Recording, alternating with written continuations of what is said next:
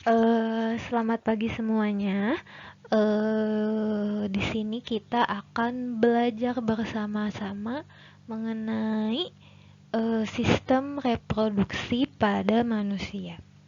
Nah, di mana di sini kita akan belajar mengenai alat reproduksi baik pada pria maupun wanita, perkembangan janin serta siklus menstruasi. Nah, bisa kita lihat di sini bahwa semua organ yang ada pada dalam tubuh itu memiliki fungsinya masing-masing.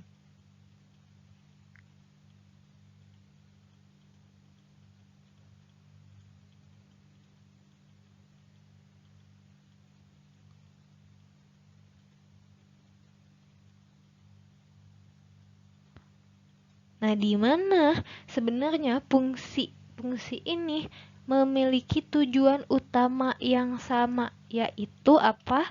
Yaitu untuk mendukung kelangsungan hidup.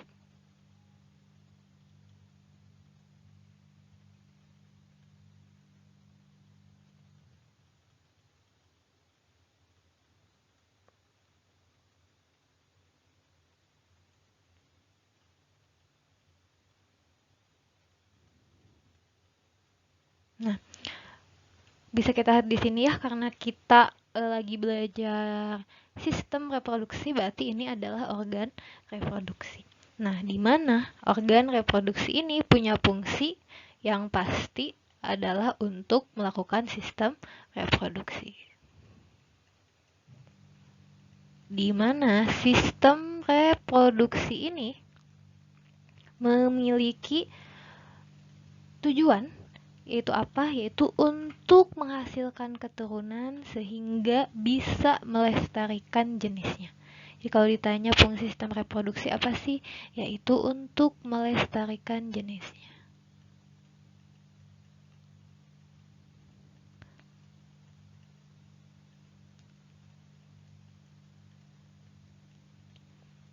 Nah, di mana ketika makhluk melestarikan jenisnya dengan cara bereproduksi dan menghasilkan keturunan adalah salah satu ciri utama dari makhluk hidup.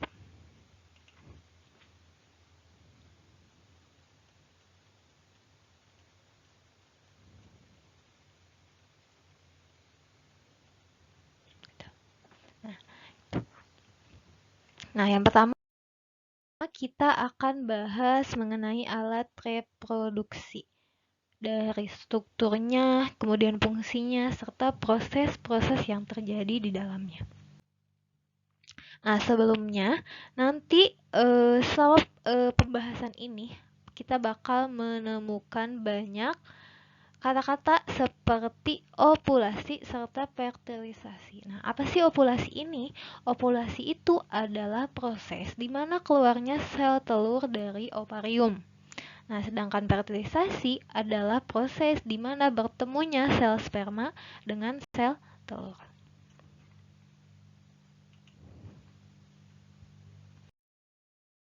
Nah, sekarang kita masuk ke sistem reproduksi pada wanita.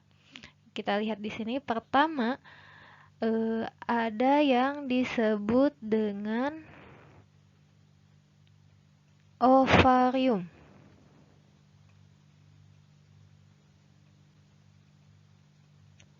Nah, ovarium ini memiliki fungsi adalah untuk menghasilkan sel telur, di mana jadi di ovarium ini terjadi proses yang disebut dengan oogenesis. Apa sih oogenesis? Oogenesis itu tadi pembentukan sel telur. Jadi kalau ditanya fungsi ovarium apa?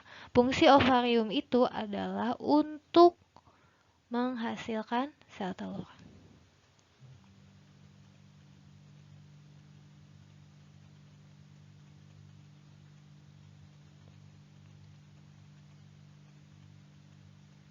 Nah, kemudian selain itu ovarium juga menghasilkan hormon ya, yaitu hormon estrogen dan progesteron.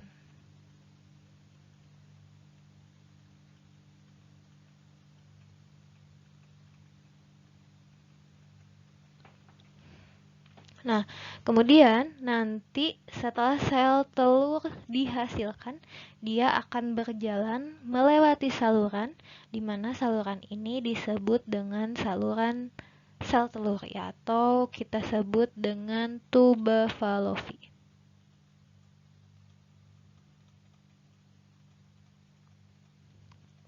Nah, tuba Fallopi ini bisa kita lihat di sini ada bagian di mana pada bagian tuba Fallopi ini dia berumbai-rumbai seperti lonceng. Nah, disebut dengan infundibulum.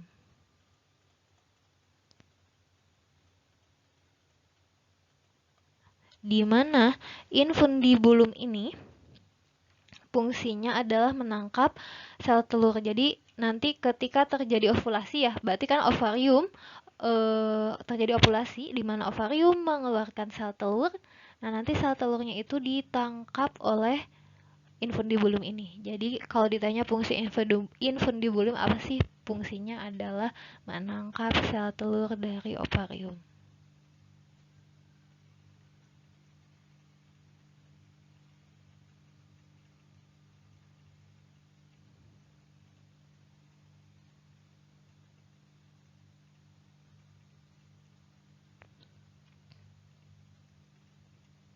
Nah, terus kemudian nanti sel telur berjalan melewati tuba Fallopi. Nah, kalau terjadi kopulasi atau berhubungan badan, nanti sperma masuk ke tuba Fallopi dan nanti bertemu dengan sel telur tersebut. Nah, bertemunya sperma dengan sel telur adalah tadi disebut fertilisasi. Jadi, kalau ditanya fungsi tuba Fallopi apa? Fungsi tuba Fallopi adalah sebagai tempat terjadinya fertilisasi.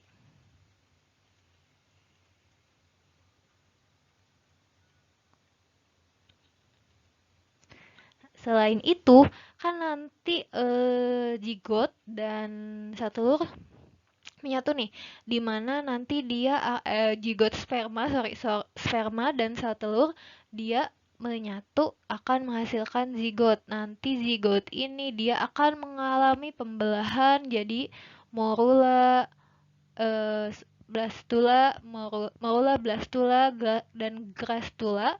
Itu biasanya terjadi di sini di tuba Fallopi sampai nanti di akhir perkembangan zigot menjadi embrio, dia nanti nempel di sini di rahim gitu. Jadi selain tempat terjadinya fertilisasi, tuba Fallopi juga dia tempat perkembangan zigot.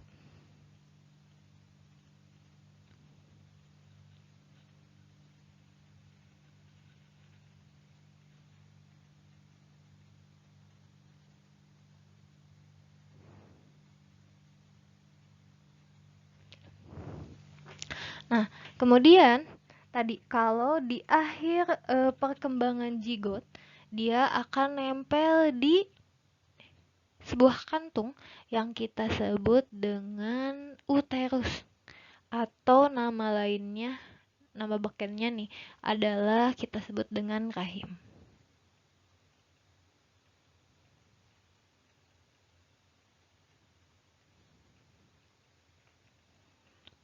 Nah, di mana nanti ya di rahim ini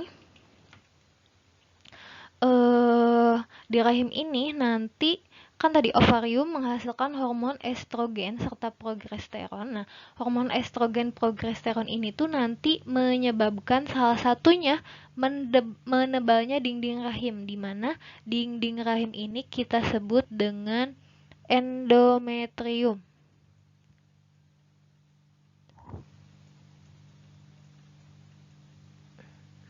Nah, di mana nanti ya endometrium ini akan banyak dibahas ketika kita bahas siklus menstruasi. Kenapa sih Bu? Kenapa sih si dindingnya ini menebal? Jadi menebal itu intinya untuk persiapan karena akan ada embrio. Nanti kan zigot di akhir akan menjadi embrio yang nempel di dinding rahim ini gitu. Yang akan nantinya akan berubah menjadi janin gitu. Jadi kalau ditanya nih fungsi dari uterus itu apa? Fungsinya dia sebagai tempat perkembangan embrio atau janin ya.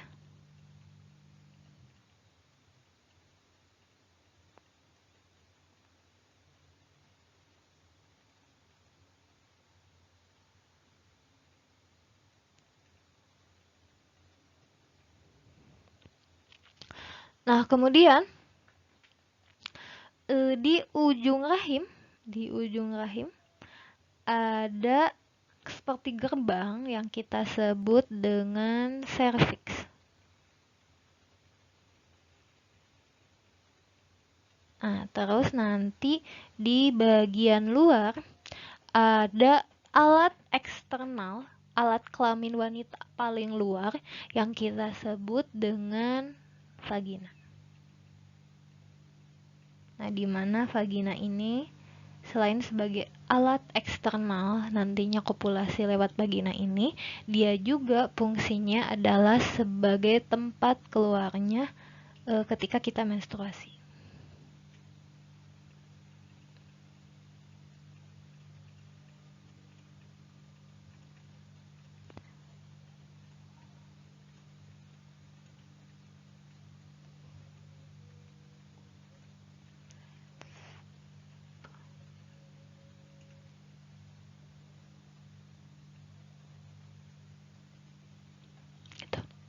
Nah, ini merupakan organ-organ yang ada pada sistem reproduksi pada wanita.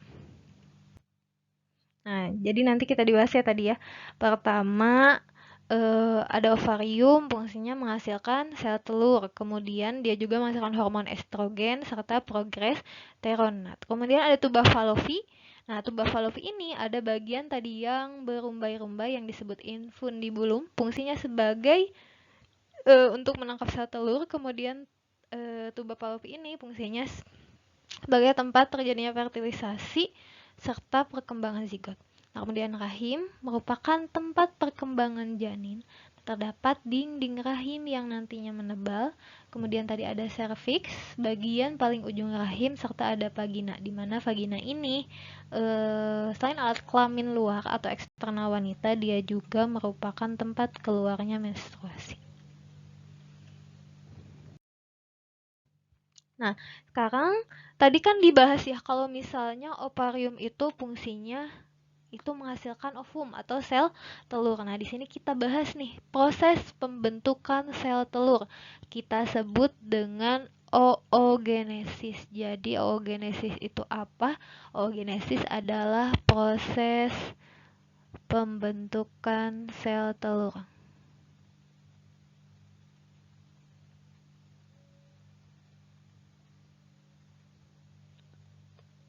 Nah, di mana oogenesis ini tadi ya ada ovari atau ovarium memiliki lapisan jaringan epitelium germinal.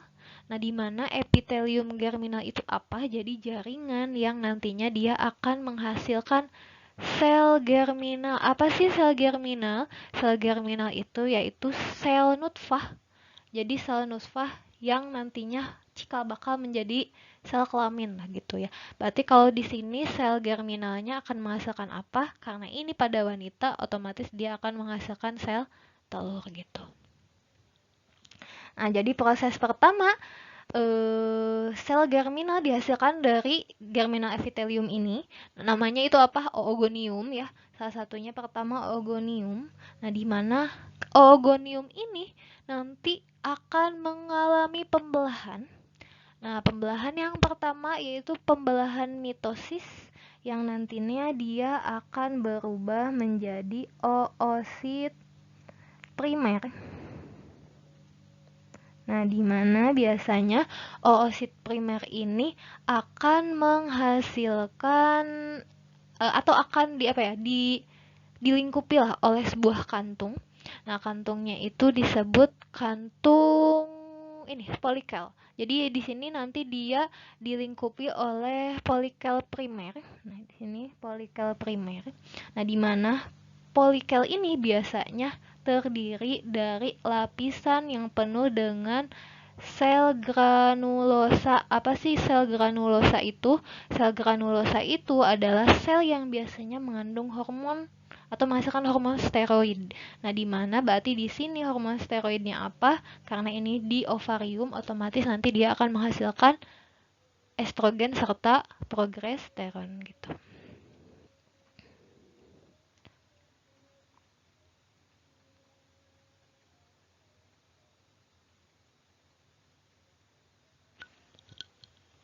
Nah, kemudian nanti dia akan terus membelah.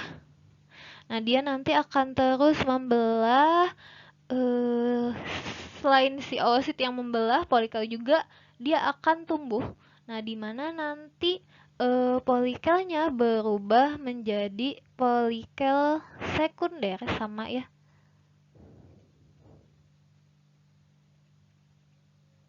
Nah, di mana nanti selanjutnya oosit akan berubah atau mengalami pembelahan. Pembelahannya kan yang pertama tadi mitosis. Nah, di sini nanti akan mengalami pembelahan meiosis menjadi oosit sekunder. Nah, nanti ketika folikel berisi oosit sekunder, nama folikelnya adalah folikel de Graaf. Di mana folikel de Graaf ini dia akan menghasilkan hormon estrogen.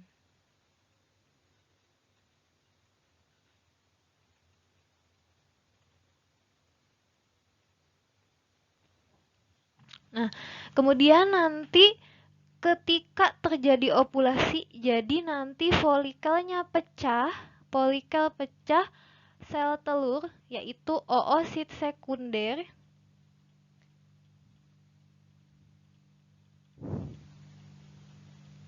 dilepas yang nantinya ditangkap infundibulum. Nah, nanti sisa akan si folikel ini akan sisa corpus luteum ini. Jadi corpus luteum tuh bagian folikel de Graaf yang ditinggalkan oosit sekunder gitu. Nantinya dia akan berkerut, terus tersisa bagian yang warna kuningnya saja. Nah, di mana ternyata corpus luteum ini punya fungsi penting juga nih. Corpus luteum ini dia nanti menghasilkan hormon, yaitu hormon progesteron. Nah, apa sih fungsi hormon progesteron serta estrogen ini di dalam oogenesis ini? Dia itu nanti yang akan mempersiapkan keadaan rahim sehingga layak untuk ditempati suatu janin gitu. Dia nanti akan mengalami penebalan dinding rahimnya atau endometriumnya, kemudian juga akan mengsekresikan lendir-lendir pada vagina serta biasanya merangsang pertumbuhan kelenjar susu pada payudara. Jadi itu tuh persiapan agar implantasi zigot pada uterus itu sempurna gitu. Nah, gitu. Itu buat proses oogenesis. Jadi kalau ditanya nih tadi oogenesis, prosesnya pertama ada oosit. Sorry.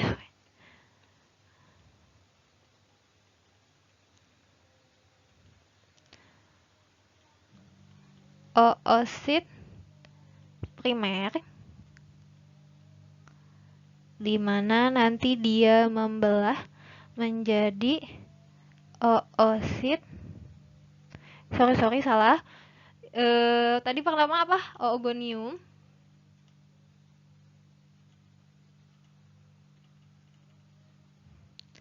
Dia pertama ada oogonium, di mana oogonium ini nanti membelah menjadi oosit primer. Nah, di mana pembelahannya itu biasanya pembelahan Pembelahannya itu adalah bukan biasanya, yaitu mitosis. Dimana kan kalau mitosis pembelahannya ciri khasnya sama dengan induknya. Jadi oogonium ini biasanya dia memiliki 2 set kromosom atau disebut diploid karena proses pembelahannya mitosit. Jadi oosit primer juga dia masih diploid karena sama dengan induknya. Nah, kemudian nanti mengalami pembelahan meiosis menjadi oosit sekunder.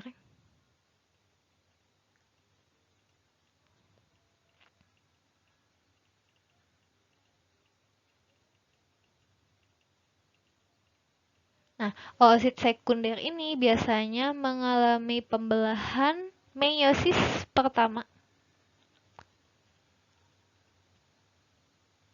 Berarti kalau meiosis biasanya oosit sekunder menghasilkan setengah dari induknya. Jadi kromosomnya hanya 1 set yang disebut dengan haploid. Nah, kemudian nanti oosit membelah lagi, yaitu meiosis kedua. Nah, di mana gini, kan nanti menghasilkan 4 sel ya, di mana 3 selnya merupakan badan polar. Di sini ya.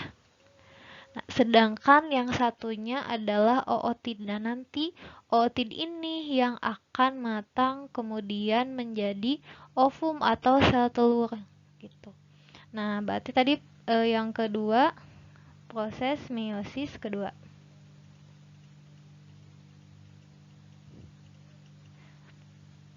Nah, di mana ini tuh merupakan salah satu ciri khas dari apa? Oogenesis ya. Oogenesis itu yang membedakan dengan nanti kita bahas spermatogenesis adalah dia hanya menghasilkan satu sel unit fungsional gitu.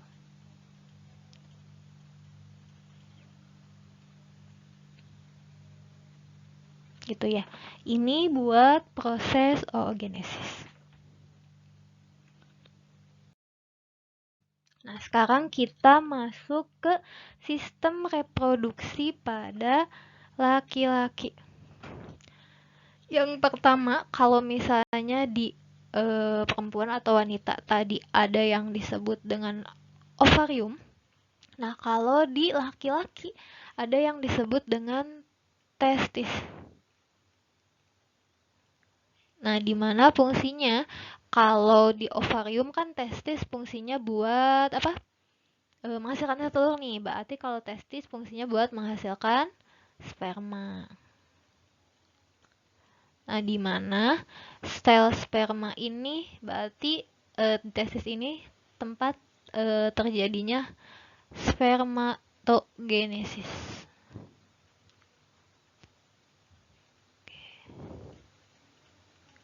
Nah, selain menghasilkan sperma, testis juga menghasilkan hormon yang disebut dengan testosteron.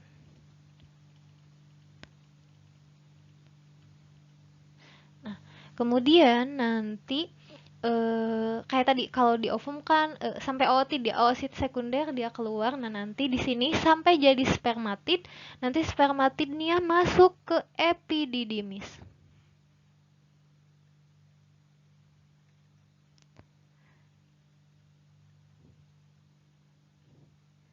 Dan di epididymis ini, jadi saluran paling dekat dengan testis, di epididymis ini dia akan berkembang menjadi spermatozoa, jadi sel yang fungsional. Jadi kalau ditanya fungsi dari epididymis itu apa? Epididymis itu tempat pematangan sperma ya. Jadi setelah siap untuk dikeluarkan itu pada epididymis ini gitu. Tempat pematangan sperma.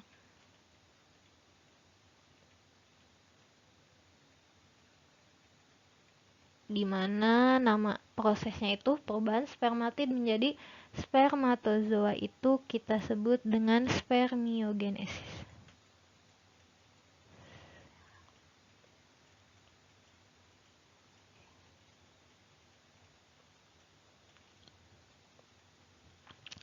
Nah, kemudian nanti ada saluran. Sini ya, jadi saluran gitu. Nah, saluran ini kita sebut kesini, salurannya kesini, terus nanti kesini. Salurannya itu kalau tadi ya di wanita ada yang disebut dengan tuba Fallopi atau saluran sel telur. Nah, di laki-laki juga ada yang disebut dengan saluran sel sperma atau kita sebut vas deferens.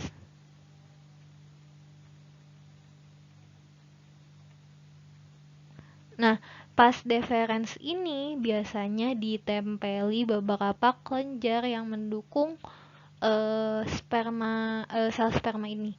Nah, yang pertama, kelenjar pertama kita sebut dengan vesicula seminalis.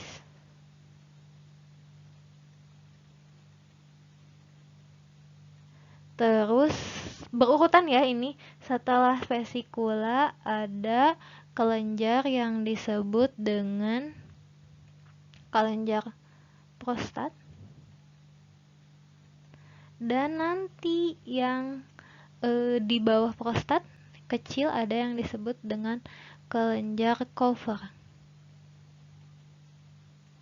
Nah, di mana fungsinya vesicula seminalis itu yang akan memberi warna putih pada air mani. Jadi fungsinya dia itu tuh ya disebut dengan semen. Jadi vesicula seminalis ini fungsinya menghasilkan semen.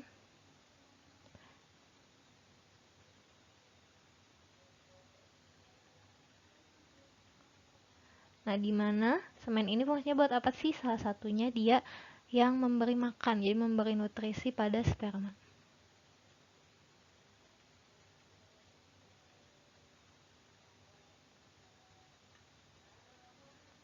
Nah, kemudian apa sih kalau prostat dan Kover? Nah, prostat itu nanti dia mengsekresikan cairan yang bersifat asam, sedangkan Kover kebalikannya dia akan masukkan cairan yang bersifat basa.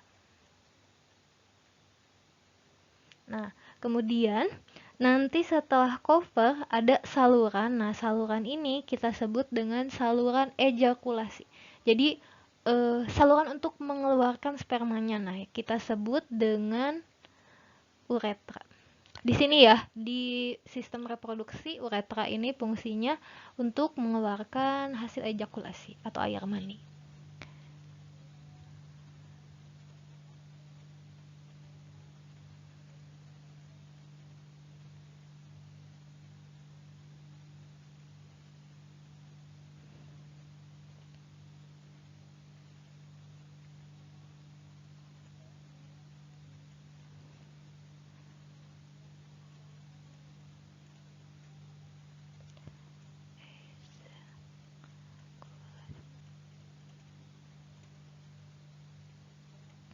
Nah, terus nanti alat eksternalnya ada yang disebut dengan penis ya.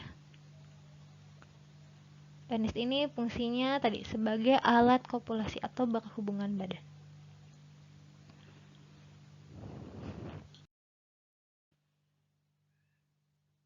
Nah, bisa kita lihat di sini.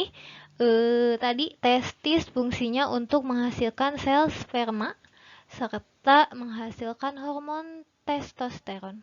Kemudian ada epididymis sebagai tempat spermiogenesis dan ada saluran sperma yang terdapat 3 kelenjar yaitu vesicula seminalis, prostat serta Kover. Di mana tadi vesicula seminalis ini menghasilkan cairan semen. Kemudian nanti ada uretra yang merupakan saluran untuk mengeluarkan ejakulasi serta ada penis yang berperan sebagai alat kopulasi. Nah, sama tadi kalau misalnya di ovarium ada yang disebut dengan oogenesis. Nah, kalau di laki-laki ada yang disebut dengan spermatogenesis. Nah, tadi spermatogenesis ini terjadi di testis, di mana tepatnya jadi kalau testis itu dia terdapat saluran-saluran. Nah, salurannya itu disebut dengan tubulus seminiferus, di mana disinilah terjadinya proses spermatogenesis. Nah, spermatogenesis sama ya kayak tadi di oogenesis. Pertama, dia merupakan spermatogonium yang nantinya akan membelah dengan proses mitosis mitosis di mana ini 2N. Nah, akan menghasilkan spermatosit pertama atau primer ya. Nah, nanti ini juga masih 2N.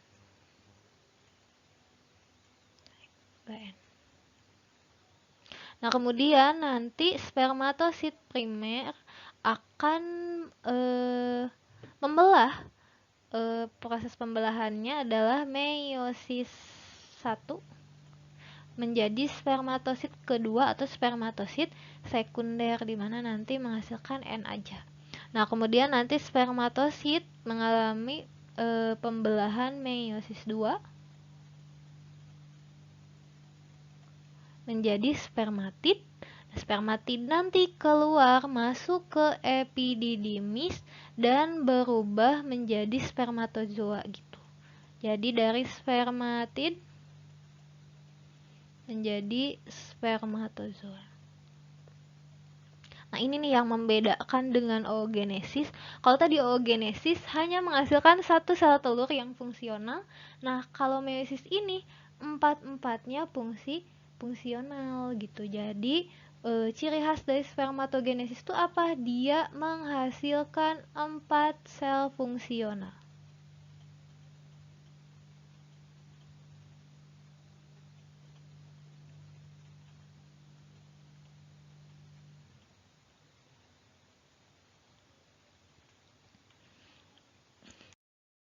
Nah, kemudian kita akan hal tersebut ya mengenai tentang alat-alat reproduksi serta proses serta fungsinya. Nah, sekarang kita masuk ke perkembangan janin. Proses pertama nih, proses reproduksi dulu nih. Sebelumnya tadi kan ya udah dibahas. Pertama, ovulasi. Jadi sel telur mengeluarkan ovarium mengeluarkan sel telur, terus nanti ada sperma ketemu, terjadilah fertilisasi.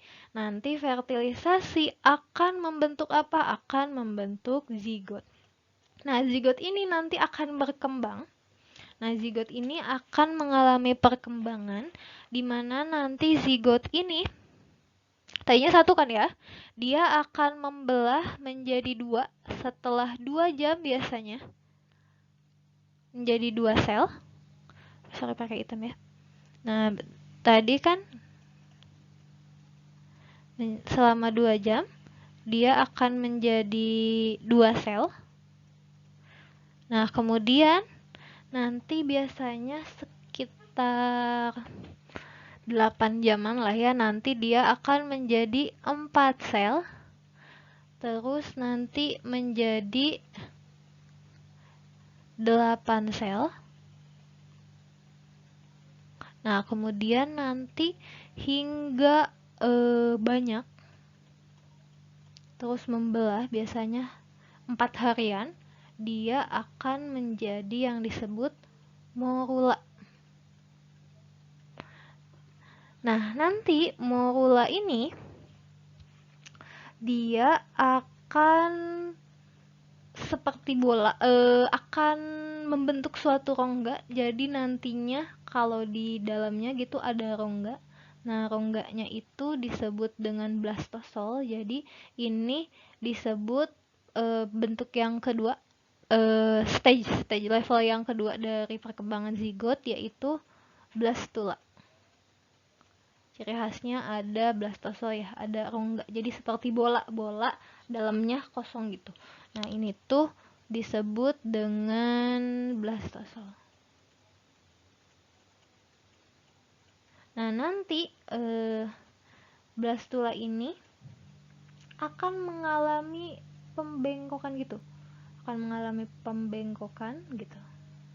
Tadi rongga ini, terus dia akan mengalami pembengkokan. Nah, bengkoknya ini disebut blastofor biasanya.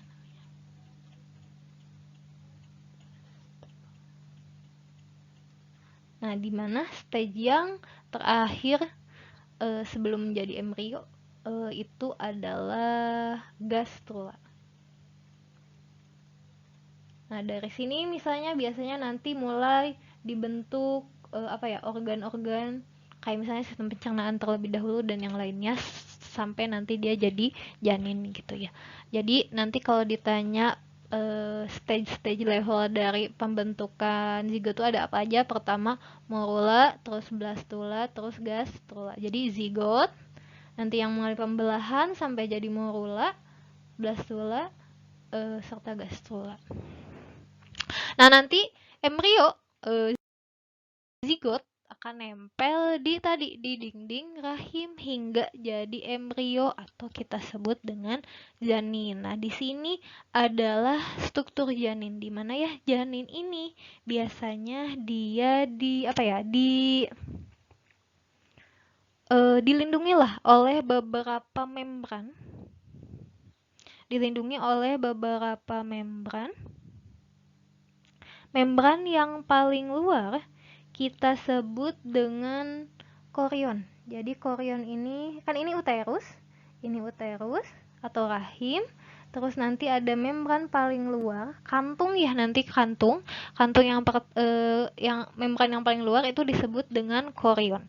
Nah, korion ini biasanya bekerja sama dengan endometrium akan membentuk plasenta. Jadi korion ini dia dengan endometrium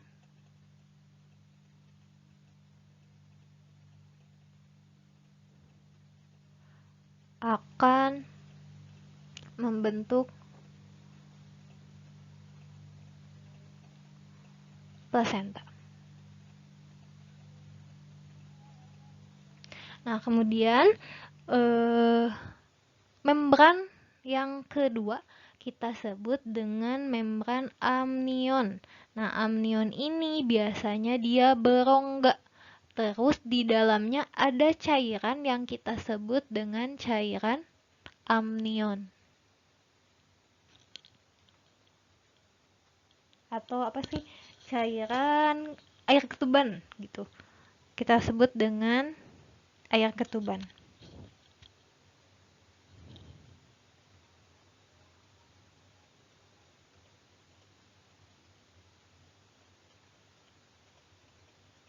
Nah, di mana fungsinya buat apa sih amnion ketuban ini? Dia itu untuk melindungi janin dari tekanan.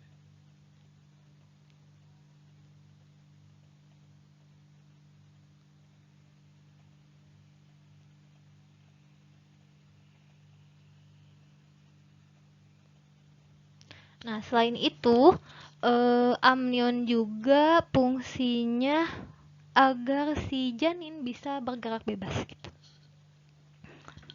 Nah, kemudian membran yang ketiga kita sebut dengan di sini nih. Ini kita sebut dengan allantois. Nah, allantois ini fungsinya untuk membran untuk pembentuk ini umbilical cord atau kita sebut tali pusar gitu. Fungsinya buat apa? Fungsinya itu untuk menyalurkan zat makanan serta oksigen dari ibu. Jadi nanti ada pembuluh darah lewat sini, fungsinya ini. Jadi dia menyalurkan makanan serta oksigen.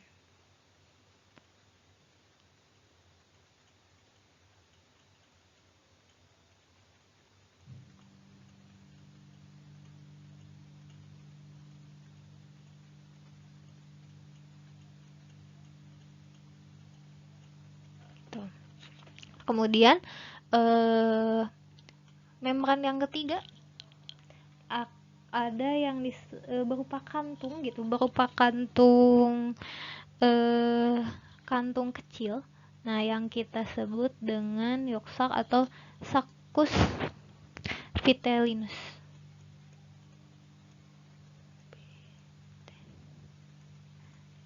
Nah, Saccus pitellinus ini fungsinya adalah pembentukan ini sel pembuluh darah pertama bagi bayi ya.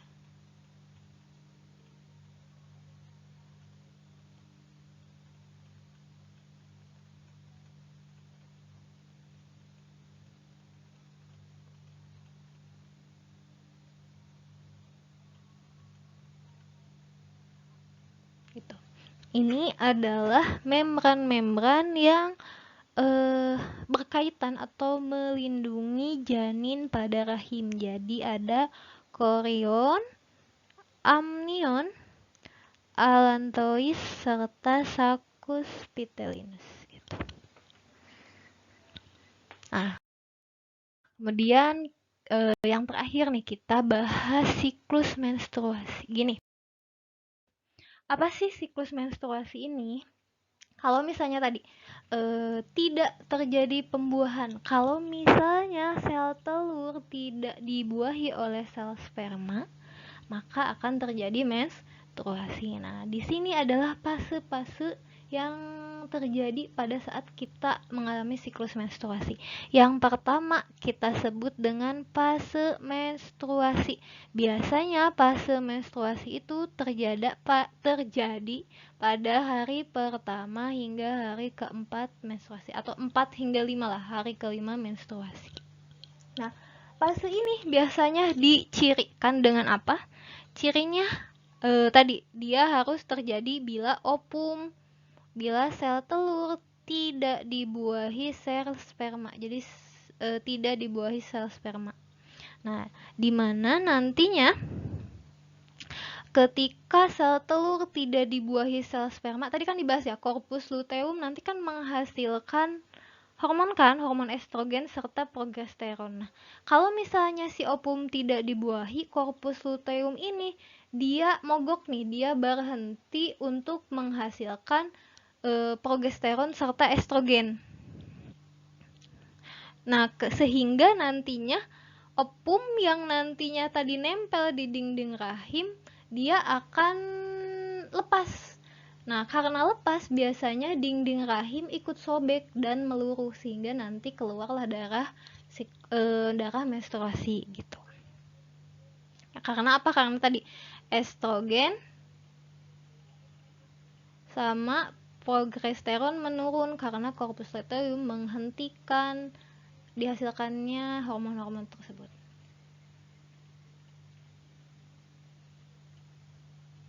Turun ya. Nah, kemudian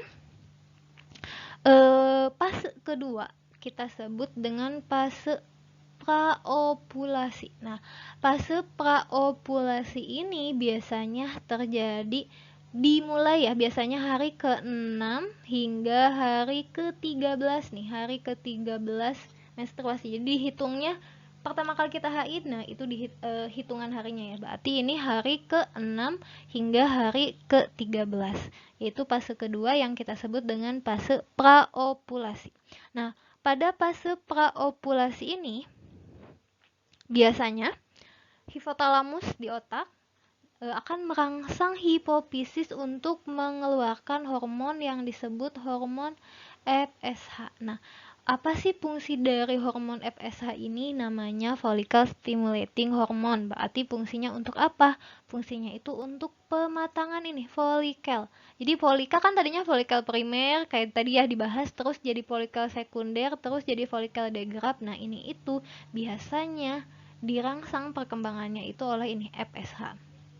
Nah, nanti jadi FSH naik biasanya ada dirangsang naik. Nah, kemudian nanti folikel kan menghasilkan estrogen ya. Ketika folikel degrad sudah jadi folikel sudah matang, dia akan menghasilkan estrogen. Jadi nanti estrogen naik. Nah, estrogen ini dia sifatnya berkebalikan dengan FSH. Jadi kalau misalnya estrogen naik, otomatis FSH turun. Jadi estrogen naik, FSH turun. Nah, nanti estrogen merangsang hormon yang kedua, yaitu hormon LH. Nah, di mana LH ini dia merangsang fase yang ketiga, yaitu merangsang terjadinya ovulasi.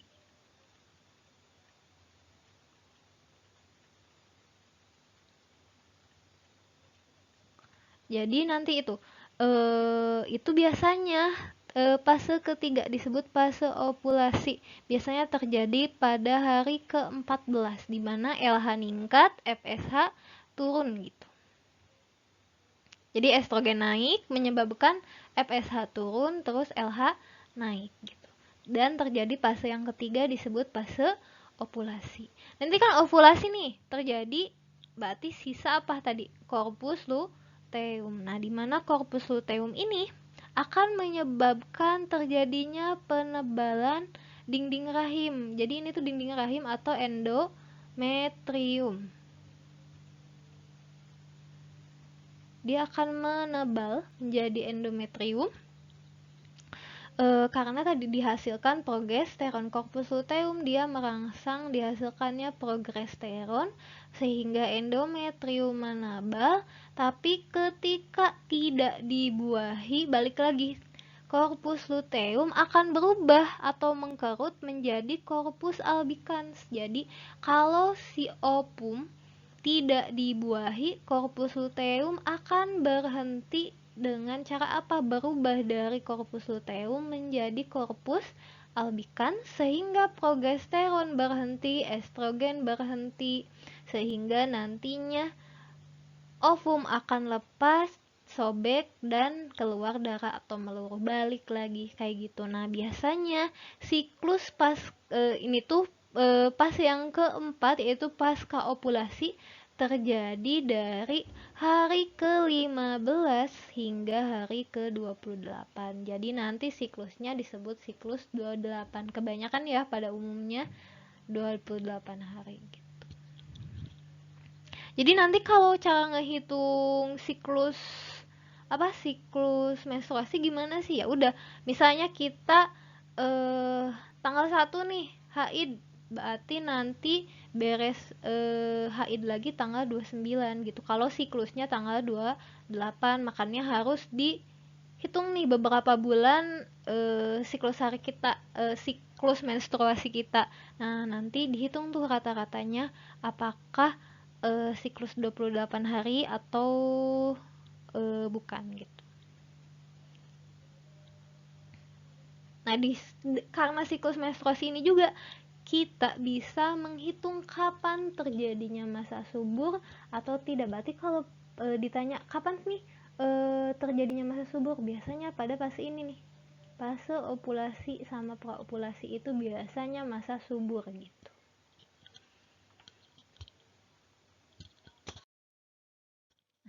Jadi dibahas ya.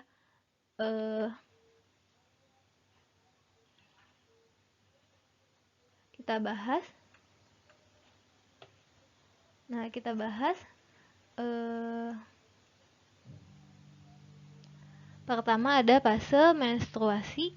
Biasanya terjadi bila ovum tidak dibuahi sperma, sehingga corpus luteum berhenti mensekresikan estrogen dan progesteron, sehingga nanti ovum lepas dari endometrium ya, endometrium yang menebal, nanti endometrium sobek dan meluruh. Nah, kemudian ada fase praovulasi. Biasanya hipofisis mengeluarkan FSH dan terjadi pematangan folikel. Nanti estrogen pada fase ovulasi biasanya karena folikel matang akan menghasilkan estrogen. Estrogen nanti menyebabkan FSH menurun dan LH meningkat. Nah, di mana LH ini akan merangsang pelepasan oosit sekunder. Nanti pasca ovulasinya folikel degrad akan jadi corpus luteum, di mana kalau tidak dibuahi, tidak terjadi fertilisasi, corpus luteum bakal menjadi corpus albicans yang akan menghentikan dihasilkannya estrogen dan progesteron. Nah, mungkin cukup sampai di sana untuk sistem reproduksi. Sebenarnya ada yang lebih jelas lagi, tetapi mungkin kita bahas itulah ya. Jadi bahas 3 itu. Pertama, alat reproduksinya, proses terjadi pembuahan hingga jadi bayi, terus kalau misalnya nggak jadi bayi bakal terjadi menstruasi gitu. Mungkin cuma sekian. Kalau ada yang mau ditanya-tanyakan bisa dihubungin IG ini, Heart Study, atau juga bisa lihat beberapa materi biologi ya, khususnya biologi di blog tersebut. Oke, terima kasih.